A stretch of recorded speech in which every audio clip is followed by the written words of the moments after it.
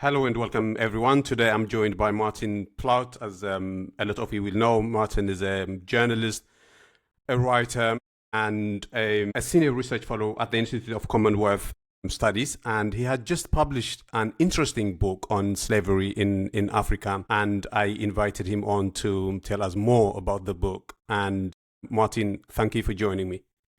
It's a great pleasure to be here with you.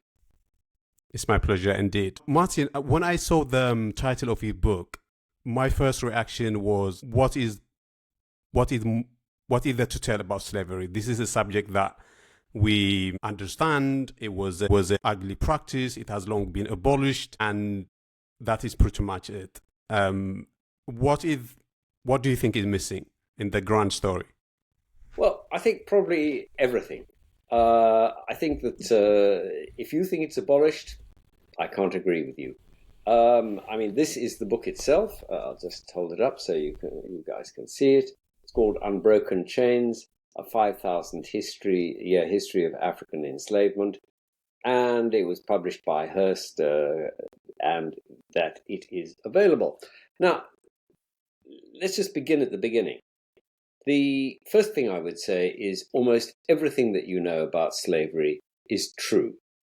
So I'm not denying for one moment the role of the transatlantic slave trade, the role of Britain, Portugal, France, all the other European powers, the treatment of Africans in the Caribbean and in Brazil and the Americas was absolutely appalling. So let's just get that out there.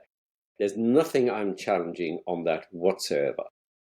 What I'm trying to say is all that is true, but there's another story, and that is what I'm trying to add.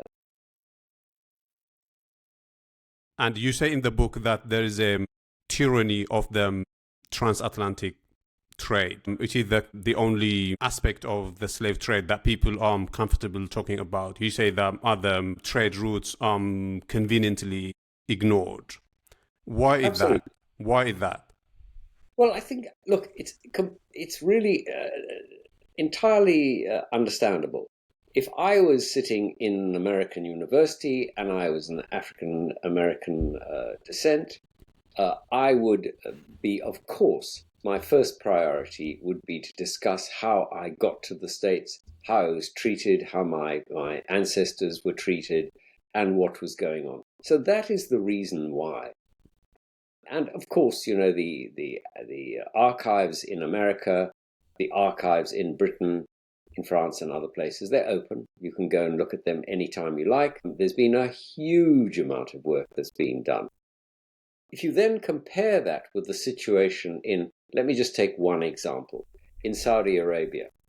The Saudis ended enslavement officially ended in the 1960s. And their response to enslavement, which has gone on for thousands of years, has been to close their archives. You try and raise the issue of enslavement in Morocco or Algeria, you will have a really hard time. So this is the reason that I would argue that there's a tyranny of the Atlantic. It's not my phrase. I didn't make it up. Other people made it. What I'm trying to say is, yes, what you know about the Atlantic is true, and I can add some elements which I think are important, but there are other things that we need to talk about. But you say that people become uncomfortable and touchy when you mention the other kinds of slavery, and maybe we'll come later. You say, for instance, that in Ethiopia, people don't want to confront that. They don't even want to admit that there was slavery by Ethiopians, in addition to the kinds of slavery that you just mentioned. And I could, to a degree, understand why some people might be hesitant to admit that there was slavery, but the extent to which you say in the book people are uncomfortable is something that I find curious. And so more broadly, why? I think there are many reasons for it. I mean, people are, I'm old enough to remember the 1960s when Africa was first, freed from colonialism. Let's leave aside Ethiopia because it's a special case, of course. But the majority of the continent was freed in the 1960s. And our initial view of Africa was from the Africans we knew who were in the liberation movements, whether they were Kenyan, Nigerian, South African, although South Africans took another 30 years to end apartheid. Our first understanding was of Africa of a people whom we could work with, who were good people, who had done a great job in resisting colonialism and gaining their freedom. I mean, people like Nkrumah, in Nigeria, in Ghana, who was seen as a marvelous man. And then gradually over the years, that picture has changed. And, there are still a lot of people who, because of the legacy of racism and colonialism, although strangely enough, there is no real link between colonialism and slavery. And I'm happy to explain why I think that. Because of this legacy, people were, worried about raising the issue. I mean, racism is alive and well in the Americas, in Europe, of course, in other places as well. And, and people who were academics and on the left were concerned that they didn't want to raise these issues because it might encourage racists and the racist views, what do you expect? They're black. That was all people thought. And that, of course, is a racist view and completely wrong. So, that is why you got this hesitancy about discussing it. But on the relationship between colonialism and slavery, and this is a very tricky subject, and I don't know if I know how to navigate it, but do you think that people take the view... Ask questions. That's the best way to do it. Yes, but you know how people are these days. They approach these very tricky subjects in bad faith. I'm bothered with that. I think we should discuss things openly, as long as we're not abusive to each other and respectful. That's the bottom line. That's a good point.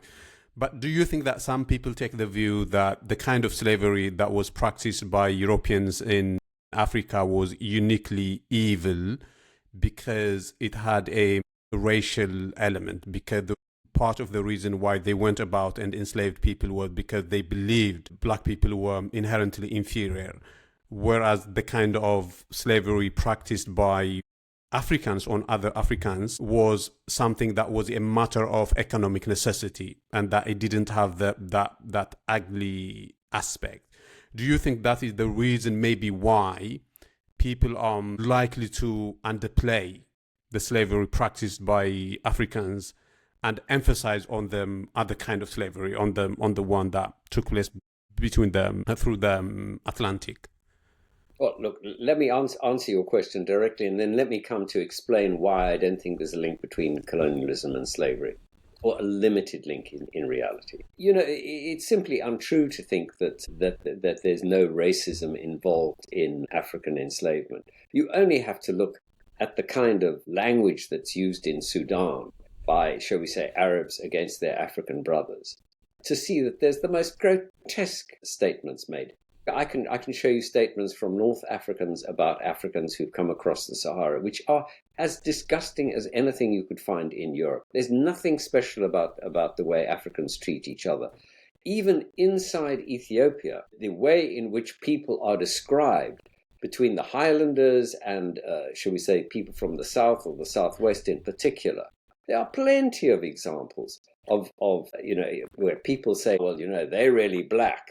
We're not black. People can make these minute distinctions between people. After all, we are all human beings, are 99.9, I forgot, the same. A bit of color difference makes no damn difference at all. But people will find it wherever they are. If you don't mind, I'll then go on to the issue of colonialism, because I think it's an important one to understand. When I say there's no link between colonialism and slavery, it's not true. But I just want to I said it as a way of, raising the issue. So, first of all, slavery begins at least 2,900 before Christ. And we have examples of etchings on the Nile, which show people from Sudan and Ethiopia or Nubia being brought up the Nile And that continued, frankly, for the next 5,000 years. That had absolutely nothing to do with European colonialism. I mean, unless you're going to call the Egyptians colonialists, which you could, of course, argue, it had nothing to do with them. So the beginning has nothing to do with colonialism. Portuguese begin coming around Africa in the 1400, so the 15th century, and begin picking up African slaves. They weren't particularly interested in slavery at the time. They were more interested in gold trade or in other trade, but they found slaves, and then gradually it grew. And as their empire extended into the Caribbean, all of a sudden they had a great need for slaves, because they certainly weren't going to do the backbreaking work that they required of them.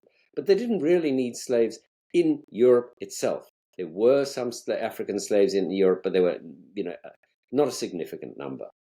So the practice of slavery then, which was followed then by the French and by the Danish and by the other powers, the European powers, trickles down the coast of Africa, but they didn't go into Africa. That's not true about Angola. It's not true about Mozambique. The Portuguese did go into Angola. They established colonies there and went deep into the country and were involved in enslavement.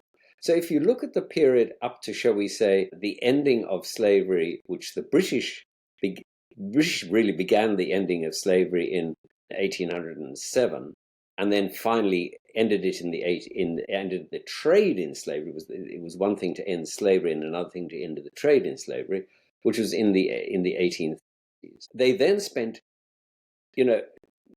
60, 70, 80 years and more trying to stop other people being involved in the slave trade, and they put 2 fleets of boats off West and East Africa to enforce it. They released 150,000 slaves. How they were treated afterwards we can discuss, but that is the record. So by the 1870s, there was colonialism only existed right along the North African coast, where the French had taken some colonies. They existed in Angola and Mozambique, and they existed in South Africa. But 70-80% of Africa was not colonized. Of course, Ethiopia was free and never was colonized, except for unless you're going to argue that the Italians did in the 1930s.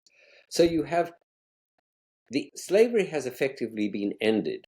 The slave trade, the international slave trade, has been ended in the 1880s. In the 1880s, you have the scramble for Africa, when the European powers agreed to carve Africa up between them. And after that, the only countries which were not colonized were Liberia and Ethiopia. So there's a gap of about, 50, 60 years between the ending of slavery in general. There was some slavery, but it was very much more small scale, and colonialism. So linking the two, I'm not saying there isn't some truth to it, but there's actually a gap, and we should acknowledge that gap and understand enslavement in a slightly different way. It doesn't make anything better or worse. It just is, just to say easily, colonialism and slavery as if they're one thing, I think is a mistake. Another point that you just briefly mentioned here, and you talk about it at length in the book, is the case of Africans along the northern coast who crossed the Mediterranean and went to Spain and to Italy. And I think you say they went as far up as the British Isles, if I'm not mistaken, and they enslaved people. But that is not something that you hear discussed in mainstream conversations about slavery. But that would seem to suggest that generally people try to do what they could get away with, and it didn't matter whether it was Europeans or Africans. That is one view. The other view, of course, is the mainstream one, which is to say that slavery was a uniquely European endeavor. And I think that the reason why people don't want to focus on the former is because then all the conversations about, for instance, reparation and compensation would become more nuanced and more complicated to make. Is that something that you have wondered about as well? Why people don't want to focus on the on the other slavery that I just mentioned? Well, yeah, look, there are lots of different issues that you've raised here. I mean, let's come to reparations later because that's a whole discussion. And I'm perfectly happy to have it. But the question of the North Africans is essentially linked to the Ottoman Empire. The Ottoman Empire extended itself gradually along North Africa until it went all the way from, shall we say, more or less Somalia up the coast and across North Africa. A huge empire, one of the greatest in the world at its time. And the Barbary pirates, or corsairs as they were called then, were then in conflict with the great powers of Europe, whether they were the Venetians or the Italians or the Spanish, the Portuguese, and the French. And I mean, I'm not saying this was a one-way trade, huh? This was a two-way trade. Africans were enslaved by Europeans, and Europeans were enslaved by Africans. But you have to see that they worked in both directions. And the Barbary pirates took something like a million and a half, nobody's absolutely sure, Europeans to Africa. They were prepared to ransom them if they had enough money. Yeah, you could have somebody back if you wanted to. But the majority of people were treated exactly the same way as everybody else is who's a slave. If they were women, they were put in harems. If they were men, they were put on either the galleys, and their lifespan was about 3 months, and they had to row. Over a period of time, they died. Over a period of time, one of the interesting facts is that after the breaking of the Armada by the British, the Spanish Armada, there was huge unemployment because there was no need for big fleets, and quite a lot of the sailors actually voluntarily went to North Africa and began working with the Barbary pirates, and they then brought a whole new technology, which was the technology of the sail. They stopped using galleys, and they went as far as the coast of Canada and Newfoundland and those kind of places. And they enslaved people from Iceland, from Newfoundland, all the way around the British Isles. I mean, about 30,000 Brits were taken to North Africa, and they were treated just as badly as anybody else. So that is the history. I mean, this has been written up for years about things. Everything I'm telling you there's a huge amount of information about it. It doesn't make any of the things that anybody else did any better or any worse. It is just a fact. Speaking of reparation, a cynical view would be to say that the reason you have written the book and the reason why you seem to be saying that everybody was not equally bad, but slavery was practiced by anybody was. The reason you're doing that is to make the point that there is nothing uniquely evil about the transatlantic trade, and there is nothing, people shouldn't pretend that Europeans are uniquely responsible for what happened. Do you see why people might see your effort in that?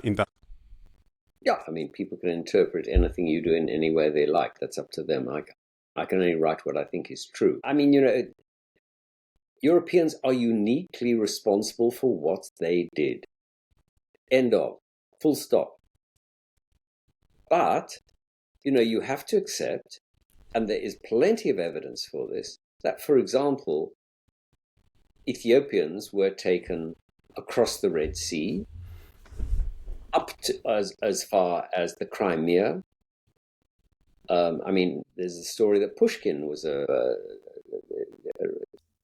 his ancestors were slaves. The Omanis took people all the way to India, tens of thousands, and this has been reported since the 1300s as military slaves. Some of them were taken then onwards as far as China and even Japan. Now, we're not talking large numbers, we're talking very, very small numbers, but they were. There are examples I wrote it right in the book, there are descriptions of Africans being taken there as curiosity items, little souvenirs. The largest people involved in the slavery in that direction of the Indian Ocean were the Omanis, who made so much money out of it that they transferred their sultanate from Oman on the Arabian Peninsula to Zanzibar. And they then began they were the greatest slavers of Africans anywhere. They went right the way from the east coast of Africa, right the way across Africa, some over 2 and 3 years, picked up people right onto the coast of Angola, the Caprivi Strip in Namibia, but they were seen. And they took them back, they would march them back. Men would carry tusks of ivory over their shoulders, the women would carry babies and food and things like that. So many died that you could actually smell the stench of the root along the way. And, equally, what happened with the Arabs taking people across the Sahara, it was said that you could actually follow the slave routes by the bones of those that were left behind. People died from sandstorms. Whole convoys were overtaken by sandstorms. People died of cold. They died of heat. They died of exhaustion and of lack of water. Some of the routes were so bad that more people died crossing the Sahara than died on the transatlantic slave route, which, doesn't make the transatlantic slave route any better. The other thing is, of course, that there was a huge demand for eunuchs, and young Africans were taken, and in the most appalling circumstances were castrated. Something like up to 9 out of 10 of those boys died, and there are, I quote, Africans seeing what happened to other Africans, saying, "It will live with me to the end of my days." Now, nobody can justify that, I think, in any shape, way, or form. So, that is what I've been trying to say. Now, if we want to discuss reparations, ask me a question. I'm happy to talk about it. But in terms of why it is that you think people should revisit the way they understand slavery, not just Africans, but also Europeans. And of course, one reason is the intellectual and moral imperative to understand the subject as it happened in all its full ugliness, rather than in a selective way, as clearly you demonstrate in the book that it has been the norm. But from a practical point of view, what do you think are the reasons why you believe people should take a more nuanced and holistic view of the practice? Well, the first reason, and I think the most important, is that there is slavery in Africa today. There are, and I'm not talking about what is called modern slavery, where people But while you are there, Martin, do you believe that the reason why there is slavery today in Africa is maybe partly because it is Africans enslaving fellow Africans? People don't consider it as slavery in the way they would, for instance, if it was white people enslaving black Africans today. I mean, yes, but there are at least 5 countries where you can buy, sell, or inherit people. It's as simple as that. Mauritania, Mali, Niger, Sudan, and Libya. And there are, we have examples, many examples of Eritreans, Ethiopians crossing the Sahara, arriving in Libya, being taken captive by smuggling gangs if they can't pay to be taken across the Mediterranean, and then being sold. CNN has produced documentaries about it. The BBC's reported on it. Many people have reported. This is nothing new that I'm telling you. I'm sure you've heard about these things. But it doesn't create the headlines that it should, right? Exactly, and that is the problem. Now, the UN has a special rapporteur on slavery. He produced a report a couple of years ago which said there were 200,000 people who were effectively enslaved in Mali. Where do you see the headline? I mean, I had to dig it out. The other UNESCO bodies, for example, other United Nations bodies, UNESCO has done an excellent job on looking at the transatlantic slave trade, and they've highlighted it, and they've documented it, and they go on about it, quite rightly. But they don't do anything on internal slavery. They don't do anything on, certainly nothing nearly as much about the Indian Ocean slavery. And this is, why? You have to ask yourself why. And, I think there is this kind of lack of understanding that African agency in this issue is just the same as anybody else's. It is a vile practice. I have never seen one example of a slave who said they had a great time of it. And if I may, I would just like to read you one statement. This is by somebody who was participated unwillingly, of course, in the transatlantic slave trade. She was an enslaved person in America. And I just want to read this out because I think it's one of the most shocking statements I've ever heard. This is by Elizabeth Freeman in Massachusetts in 1781. And she said this: "Any time while I was a slave, if 1 minute's freedom had been offered to me, and I'd been told I must die at the end of that minute, I would have taken it. Just to stand 1 minute on God's earth a free woman, I would."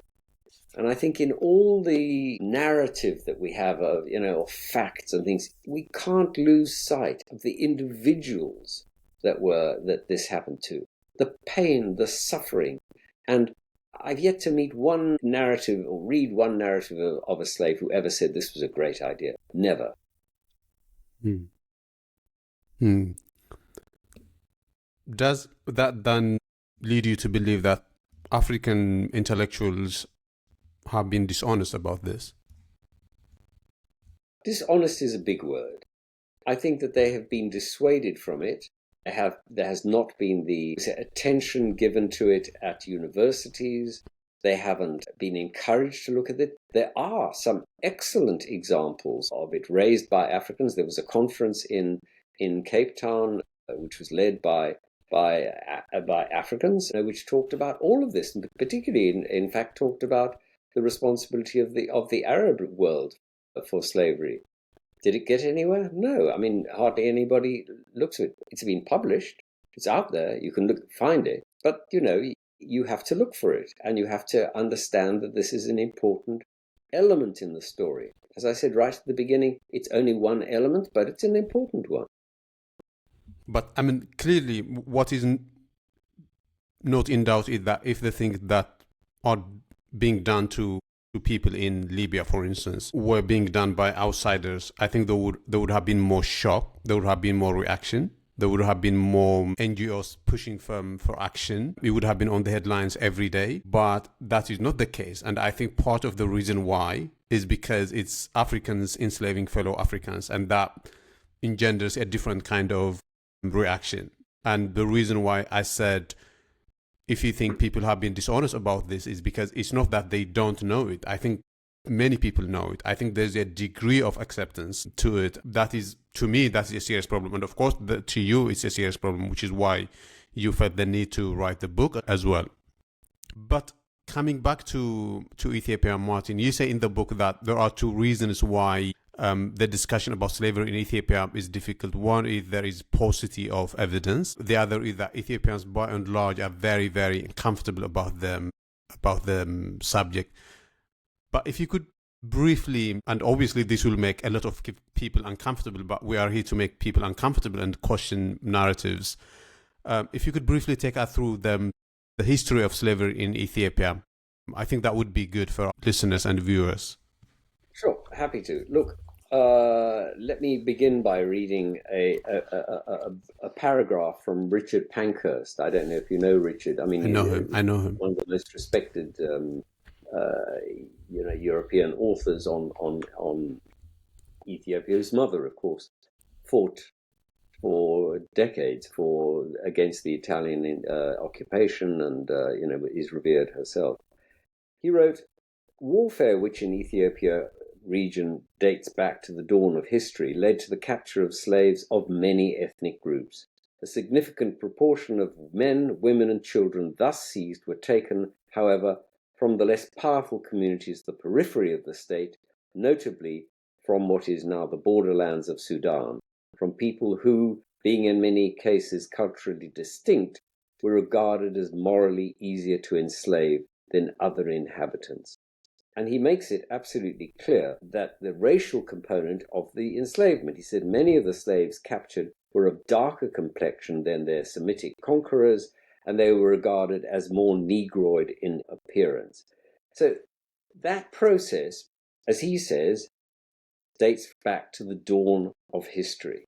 And, when he makes that statement, there is nothing surprising about it. If you look at slavery in Europe, in China, in the Americas, certainly in South America. And, I mean, I can't talk about Australia, but almost everywhere else, you will find slavery is there. I mean, the Chinese were deeply involved in slavery. Everybody's been involved in slavery. There's nothing surprising about it. The Romans enslaved huge. If you were beaten were conquered by the Romans, you were a slave. End of. In fact, they didn't take many African slaves anywhere when they conquered North Africa. They had so many from elsewhere. They didn't need them. So there's nothing surprising about this. It's just fact.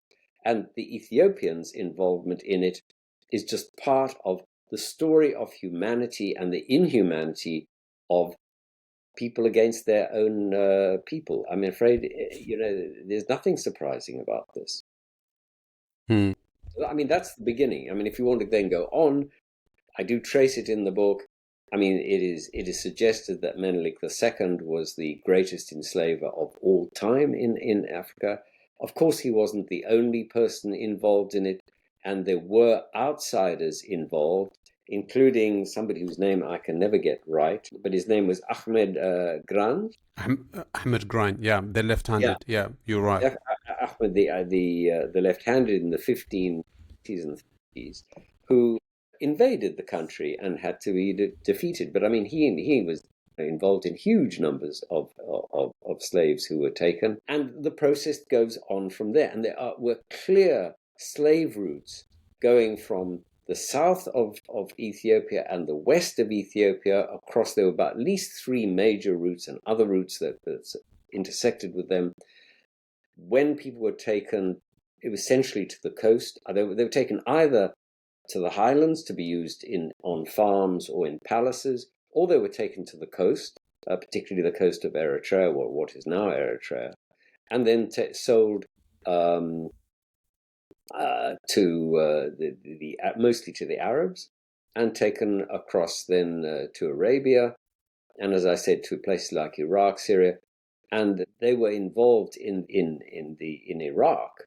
They were involved in the draining of the swamps, in their tens, if not hundreds of thousands, eventually rising up against the Iraqis, who treated them appallingly, and it took years to defeat them. I mean, they fought with great resistance because they knew if they lost, they would be dead. And then, they were in India, where they were, again, as I said, military slaves. Some of them rose to become some of the most powerful people in India, but the vast majority of them, of course, just died. And there were only men that were taken across. There were a few women, but they were mostly men because they were there to fight. But their ancestors still exist in India. There is the Siddi community in India and in Pakistan, and they identify themselves as descendants of slaves. They identify themselves as Africans. People don't talk about them, but they're an important community, and they are still discriminated against. They complain of their discrimination, and they know where they came from. Now, why don't we talk about these? We should. I mean, just as we talk about the heritage of Caribbean people and the people of the African Americans, we should look at their history. We should look at the people of the cities as well. Maybe we'll come back to the history of slavery in Ethiopia, maybe through the Menelik and Haile Selassie and maybe the recent governments as well. But in terms of the legacy of slavery in Ethiopia, earlier you said that it has historically been easier to enslave people of dark skin complexion in Ethiopia. I think that is an indisputable fact. But I was just wondering if one manifestation of that is that today, of course, it is not easier to enslave people because of the times, but if it is easier to discriminate against people in Ethiopia today, for instance, in politics, to completely shun aside people from the southern parts of Ethiopia. As you know, Ethiopian politics is dominated by people from the northern part and not from the southern. And many people talk about how people with dark skin complexion are discriminated against jobs in various job offerings and stuff like that. And I wonder if you attribute that to the legacy of slavery. I think so. I mean, I'm not a sociologist or an anthropologist based in Ethiopia, so I think it's for other people to decide those and look at it. But I would be surprised if it wasn't. I mean, I originally came from South Africa, and you know, I tell you, we could teach people a thing or two about racism. You know, it's thank goodness it's now apartheid is over. But goodness me, what did we do?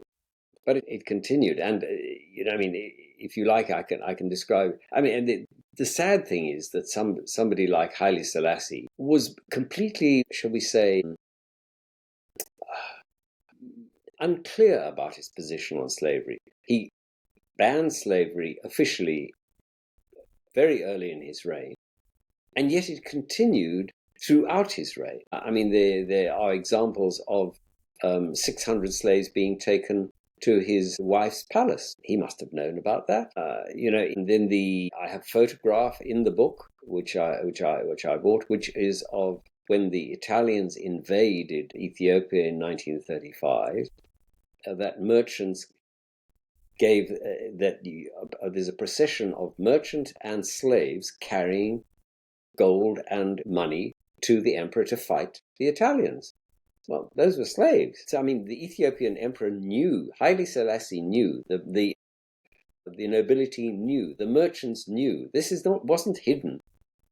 It was said that when the Italians came, they freed 300,000 to 400,000 slaves. In fact, they made a big deal out of it.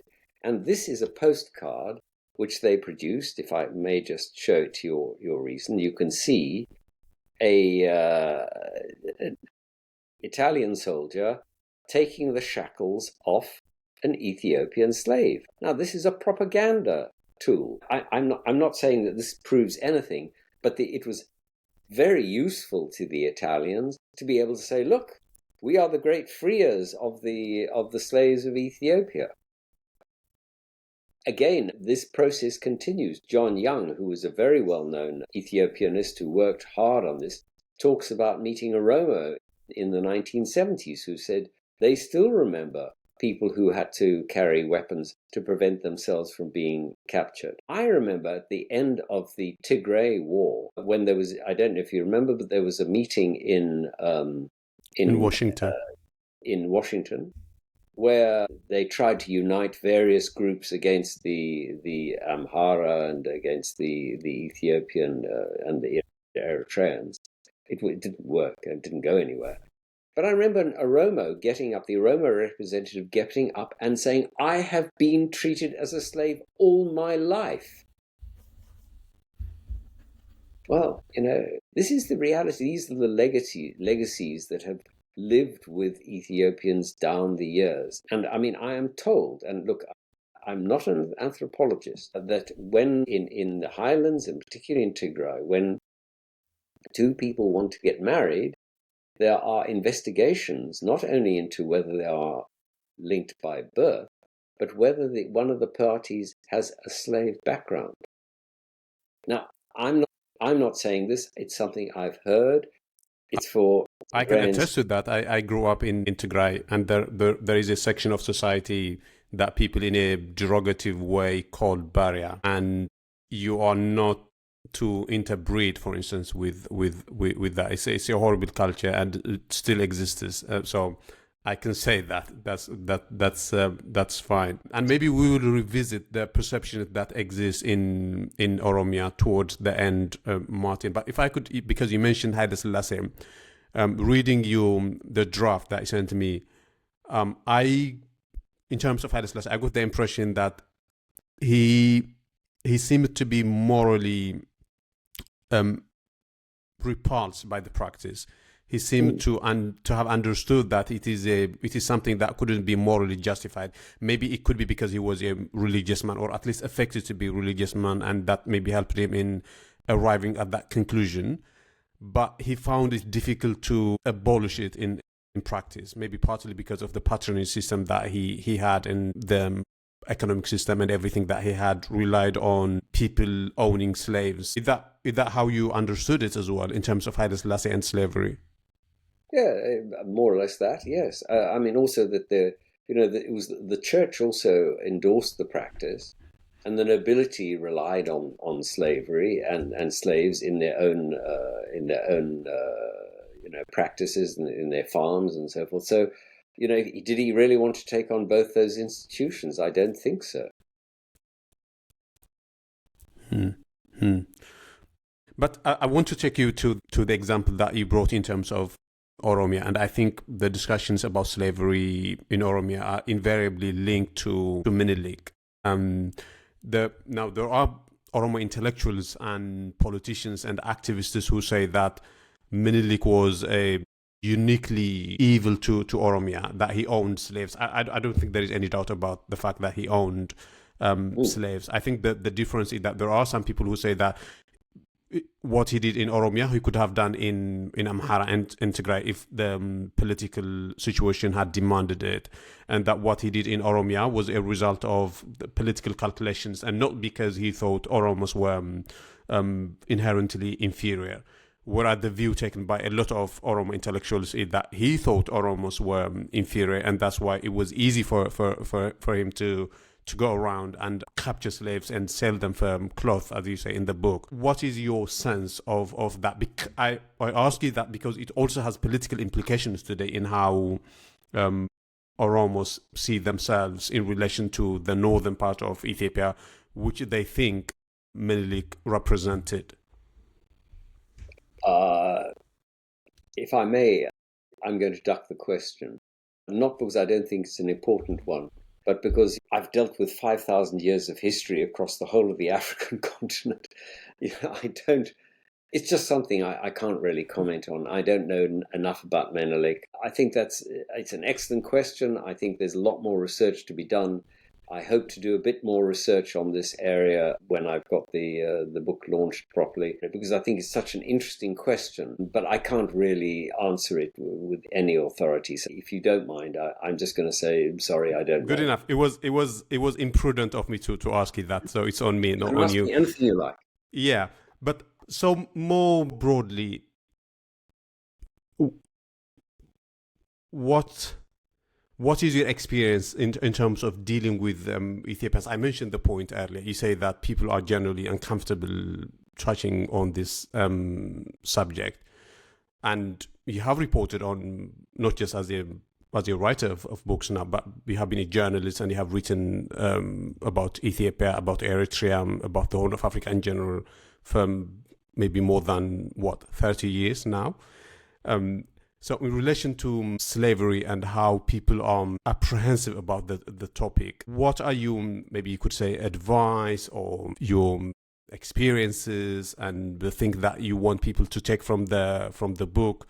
If you could tell us a little bit about those aspects.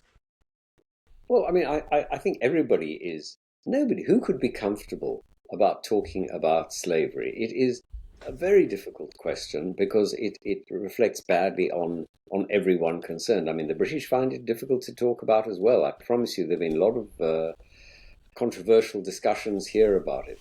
But I mean, for example, look at the way that it's not just Ethiopia. It's you take Eritreans.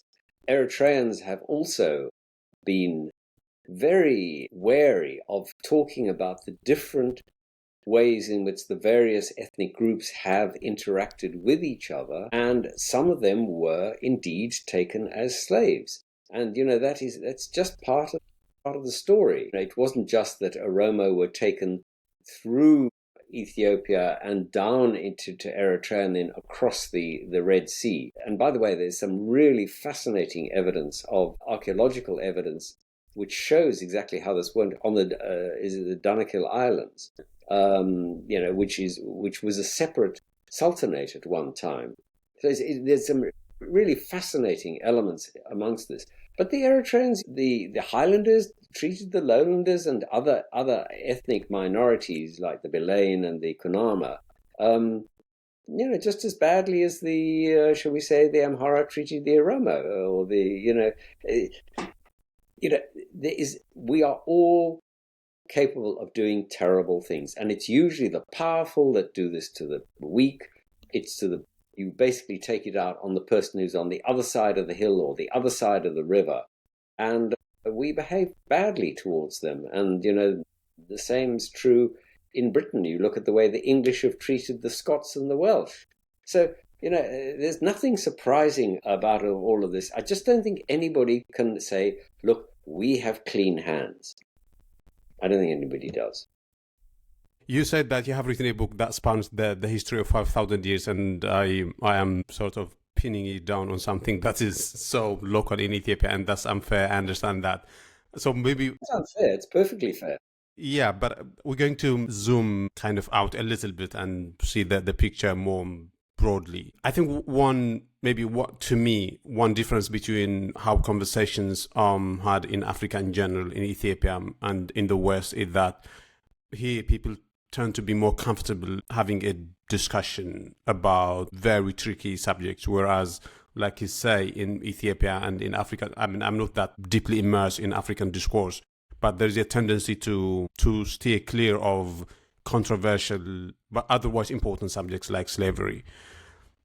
But of course, one of the things you are saying via the book is that people should have a conversation, an honest conversation. They should reflect and they should deal with difficult subjects, because it's only through dealing with difficult subjects that you could move on. So how do you then say, from a practical point of view, how do you think people should approach this very sensitive subject?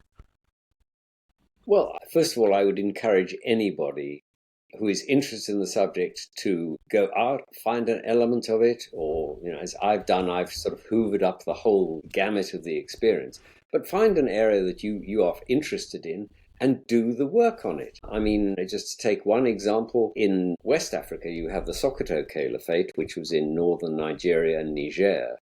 And for 100 years, it was the largest slave state in Africa. It was broken by the British in the very early years of the 19th century. But they suddenly, having got rid of slavery, 60, 70 years ago, they found they had 2 million slaves on their hands and had to gradually get rid of them, and, well, not get rid of them, but, free them and replace it. Now, that's just one element. There's been a lot of work on the Sokoto Caliphate. Who's done the work? It's not mostly Nigerians. Some Nigerians are now doing that work and looking at the current relationships that it has produced and looking at its importance. But it's still very sensitive and people are wary of doing it. But, here's an observation. It's only an observation. I'm not standing by this. But if you look at I don't know if you know the work of ACLED, ALCD. They do very detailed research on conflict, and they produce maps of Africa. And if you see where the map of conflict is, it more or less goes from, and there are exceptions to this, but it more or less goes from Mauritania to Somalia, exactly on the point at which the enslavement came down from the north, from the Arabs and the Berbers, into the Sahel region, and when they took people across the Sahara. Now, is that a coincidence? Maybe. My guess is that it isn't, that it set up tensions which continue to this day. I mean, after all, the tensions between the Germanic peoples and the French led to 3 world wars. The Franco-Prussian War, the First World War, the Second World War, which left millions dead. It's taken 3 world wars to get rid of that kind of hostility so that today French and German kids can get on. Nobody even cares where you come from. I mean, more or less. I mean, of course, there's some difficulties. But, that took a huge amount of time. Now, why should we think that Africa would be any different, and that this horrendous experience of enslavement wouldn't leave tensions, bitterness, anger, frustration between different peoples that will take many, many generations to resolve. But unless we begin looking at it, and let me just give you one example. This year was designated by the African Union, I've forgotten exactly what they called it, as a year of looking at the diaspora and the hard times of African peoples. And I've got a slide which shows what they put out on Twitter, which said precisely, end the impact of apartheid, racism, and the transatlantic slave trade. Not one word about the Indian Ocean slave trade, which was exactly as large. About 12.5 million people were taken across the Indian Ocean. About 12.5 million people were taken across the Atlantic Ocean.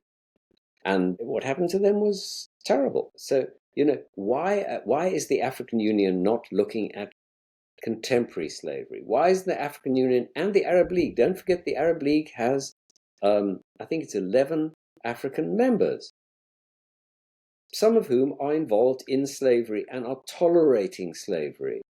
Do they say anything about it? Can you remember a summit called by the AU and the Arab League which looked at contemporary slavery? I can't.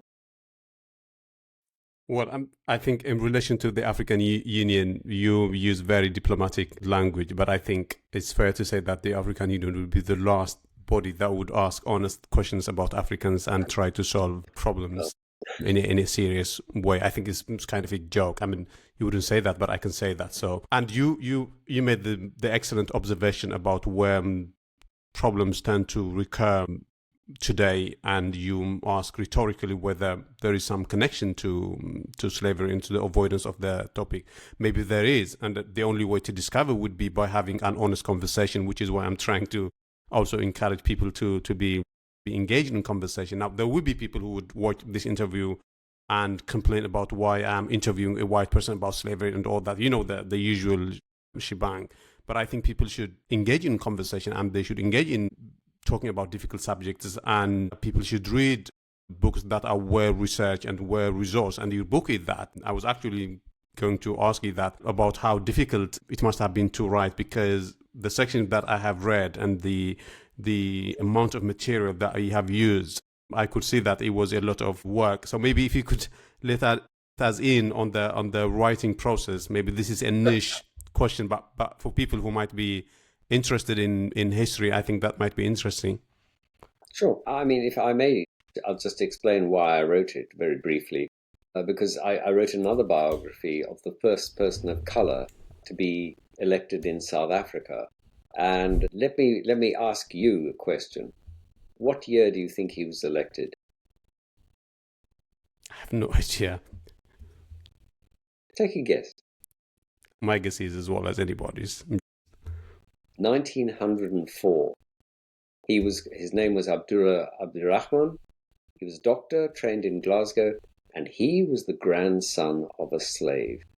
Probably come from India, but we don't really know. And it was because I wrote this biography. He was elected to the City Council of Cape Town. He served the same council seat for 40 years.